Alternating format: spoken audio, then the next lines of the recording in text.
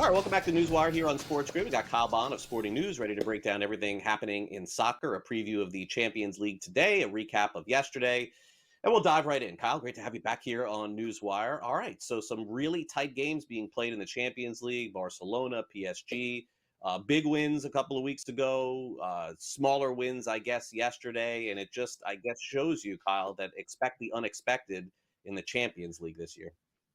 Yeah, absolutely. You're spot on. You know, the big wins from the first leg were really put to the test yesterday for both Barcelona and PSG. It was a real struggle for both of them. This is the classic situation of when a loss is a win, right? So they lost the game. Both of them lost the second leg yesterday, but ended up advancing anyways because of the aggregate score lines. So both of them leaning heavily on their first leg wins, which you don't really want to do that when you come into this situation. You want to lock it down and solidify your spot pretty handily. It goes to show you when you're betting on Champions League games, especially later in the competition, in the knockout stage, road games in the Champions League are just flat out difficult. It doesn't matter the situation. It doesn't matter the opponent. I mean, Borussia Dortmund are in like 8th in the Bundesliga. They're having a really, really tough year, and they put Barcelona on the ropes. Aston Villa, you know, they've had a pretty good season in the Premier League, but still they're 6th or 7th in the table, and they put PSG on the ropes. So it doesn't matter who your opponent is, what the situation, the aggregate, whatever. Road games in the Champions League are difficult. And I think now you look at it moving forward, you go to today, Yeah. Arsenal have to contest one against Real Madrid. Yeah, so let's get into that because obviously you got really good defense on one team, and maybe not as much on another. Real Madrid, I think, very obviously has to be the favorite here. But Kyle, the question is, will this be a close enough game? I mean, the odds makers don't usually give you plus 250 at a tie. That's sort of telling me that this could be 1-1, 2-2, something along those lines. How do you see this one playing out later today?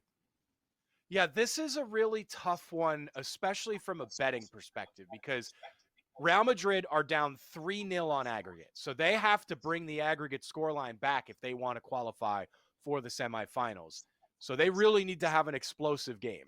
So all the odds are in favor of Real Madrid trying to bring the scoreline back. Now, in what manner they'll do that, it's hard to tell. Whether they'll shut it up early and then try to open it up late and score a bunch. They'll probably come out guns blazing and try to get one or two early and then settle the game down and then hit for a couple late is my guess. But when you're looking at this from a betting perspective, it's really difficult because if you go with the shots total, the Real Madrid shots odds are juiced to hell. It's impossible to get any opening there because people expect Real Madrid to have a ton of shots on goal. They're going to try and bring this game back level.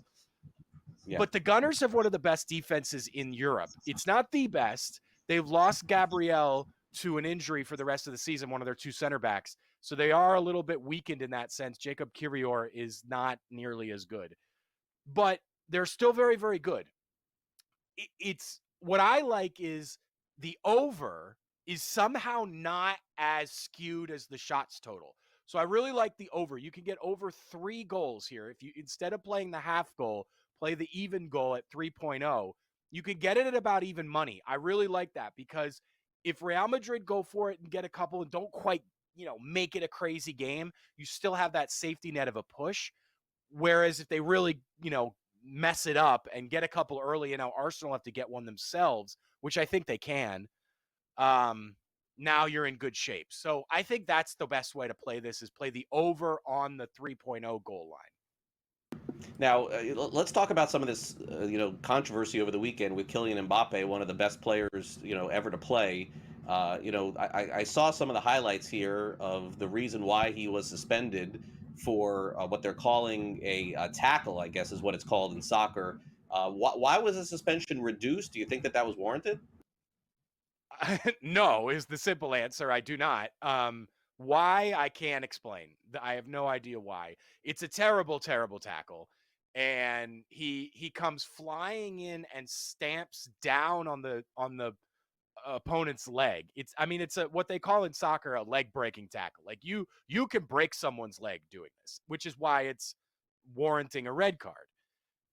La Liga has reduced his suspension, which has everyone up in arms because theoretically, if he had his 3-game suspension, you look at their fixture list and they have 2 league games and then the Copa del Rey final against Barcelona, Mhm. known as El Clasico. But he would not have been suspended for that El Clasico anyways, even under the regular 3-game suspension, which comes with a straight red card. So I think that's where a lot of people are getting confused.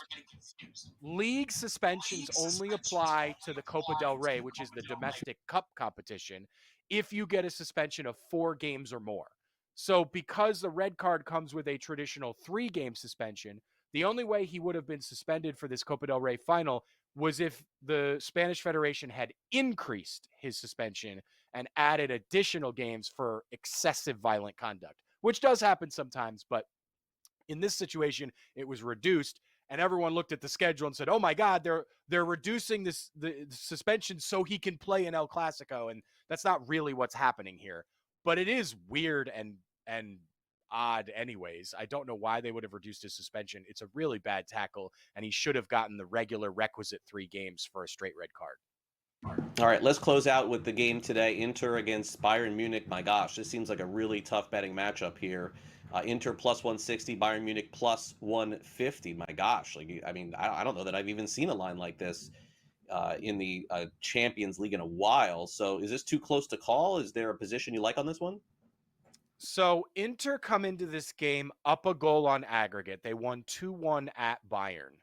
And now they get to come home protecting an aggregate lead. It's a really interesting matchup because you have Inter, who are the best defensive team in Europe. They've conceded 3 goals all competition. And then you have Bayern Munich, who are one of the best attacking teams in Europe, but they are missing their best player in Jamal Musiala. Now, by statistically, it didn't look like it mattered in the first leg, but it's going to matter. And I think Inter come away with this one. You can get some good numbers on the under here. All right, thanks for coming on, Kyle. Really appreciate it.